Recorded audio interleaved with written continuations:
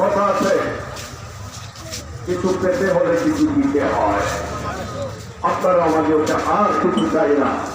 জমিয়তে উলামা ইসলাম বাংলাদেশের সভাপতি মাওলানা ওবায়দুল্লাহ ফারুক সাহেব সেদিন বলেছেন কেন্দ্রীয় কমিটির বৈঠকে বিএনপির সাথে, আপনারা আমাকে সিলেট পাশে না দিয়ে সিলেট তারে আমার অ্যাডভোকেট মোহাম্মদ আলী সাহেবকে দিয়া দেন।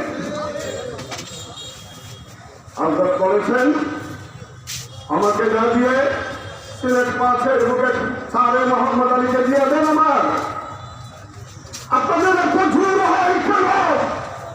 কেন আপনাদের এত জোর হয় সিলেট শহর দিকে? এখানের সম্পদ, এখানের সম্পদ বালু, পাথর, গ্যাস ইত্যাদি ইত্যাদি লুটে পুটে খাইবার আছে। আওয়ামী লীগের মতো আপনারা এই শীত ছাড়তে চান না। আর কি আছে এখানে? আর কি আছে এখানে?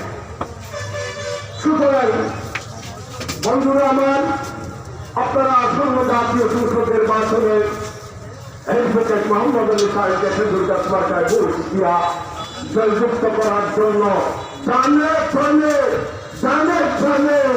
অগ্রসর হন।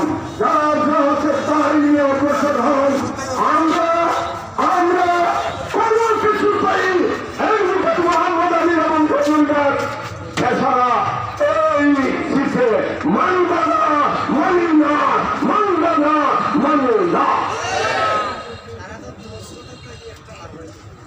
সম্মানিত উপস্থিতি।